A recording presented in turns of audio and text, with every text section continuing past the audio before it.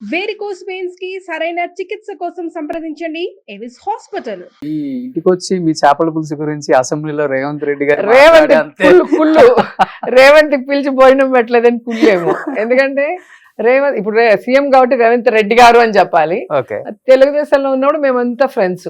Okay నేను, పయ్యావుల కేశవ్ గారు, రేవంత్, అచ్చెన్నాయుడు గారు, వేం నరేంద్ర గారు, అవును మేమందరం ఒక టీం లాగా ఉండేవాళ్ళం.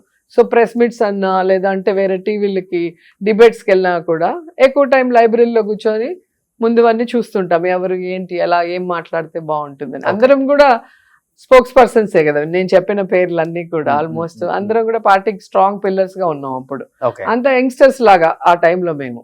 సో ఇప్పుడు ఒక్కొక్కరు ఒక్కొక్క పార్టీలో ఉన్నాము, అందరం కూడా సక్సెస్ఫుల్ గా ఒక్కొక్కరు ఒక్కొక్క స్థాయికి వెళ్ళాము. సో ఉంటారా ఎప్పుడన్నా మీరంతా అసలుకి ఎంత సీఎం అయ్యాక కలవలేదు. సీఎం ముందు వరకు కలిసాం. కలిసారా? బర్త్డేకి వస్తారు లేదా ఇంటికి వస్తారు, కలవటం అట్లా ఉంటుంది. కానీ ఇంకా ఇప్పుడు ఉన్న సిచ్యువేషన్ లో కలవలేదు. అనిపించింది ఎప్పుడైనా కానీ రేవంత్ గారు ఈ పొజిషన్ కి వస్తారు, ఆయన కష్టం, ఆయన డెడికేషన్ అందరు చూసి అంటే అనర్గళంగా మాట్లాడే కెపాసిటీ. తెలంగాణలో కాంగ్రెస్ పార్టీకి రేవంత్ వచ్చి సీఎం అవుతాడని ఎవరు కలగన్నారు. ఓకే ఫస్ట్ ఆఫ్ ఆల్ ఒకటి. రెండవది, కాంగ్రెస్ లో అంతా కూడా సీఎం క్యాండిడేట్ స్థాయి వాళ్ళే ఉంటారు, ఎక్కువ మంది senior most leaders, individual capacity ఉన్న వాళ్ళు. వీళ్ళందరినీ కాదని రేవంత్ అవుతారు అని కూడా నేను ఎప్పుడు అనుకోలేదు. కానీ అప్పుడే మేము తెలుగుదేశంలో ఉన్నప్పుడే రేవంత్ అనేవాడు ఒక్క రోజైనా సీఎం అవ్వాలి అంటే మేము నవ్వుకునే వాళ్ళం చూసి రేవంత్. ఇప్పుడు అనుకుంటా అప్పుడేమో నవ్వుకున్నప్పుడు నిజంగా అయిపోయాడు అనుకున్నాను నేనైతే. ఎందుకంటే తను జడ్పీటీసీగా కంటెస్ట్ చేశాడు, తర్వాత ఎమ్మెల్సీగా కంటెస్ట్ చేసి మళ్ళీ టీడీపీలోకి వచ్చారు.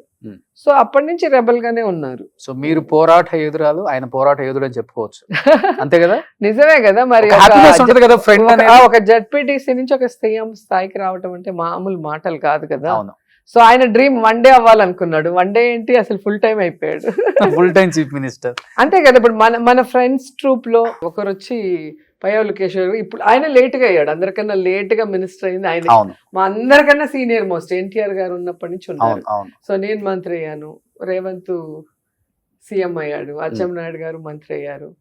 సో ఇట్లా అందరూ ఆల్మోస్ట్ బాగానే సెటిల్ అయ్యాం కాబట్టి అదొక హ్యాపీనెస్. ఓకే. సో ఎప్పుడైనా వెళ్ళి విష్ చేసి కలవాలనిపించిందా రేవంత్ గారిని? ఇక్కడి నుంచే విష్ చేస్తాం. సో ఎందుకంటే ఆయన కూడా ఒక మాట చెప్పారు, పక్క రాష్ట్రాల ముఖ్యమంత్రులు అయినప్పుడు ఇంకొక ముఖ్యమంత్రి విష్ చేయడం కాల్ చేసి ఒక మంచి పరిణామం, ఒకరికొకరు ఉంటామని చెప్పుకునే దాంట్లో ఒక హ్యాపీనెస్ ఉంటుంది అనేది. బట్ జగన్మోహన్ రెడ్డి గారు కనీసం ఫోన్ చేసి చీఫ్ మినిస్టర్ అయ్యారని విష్ కూడా చేయలేదు నాకు అని కూడా ఓపెన్ గా స్టేట్మెంట్ ఇచ్చారు. దాని మీద మీ ఒపీనియన్ అంటే ఏమని చెప్తారు? మరి ఆయన చేశారా? జగన్ గారు సీఎం అయినప్పుడు నాకు తెలియదు కదా, ఆయన చేసి ఉంటే నేను ఆన్సర్ చెప్పగలను. Okay, super.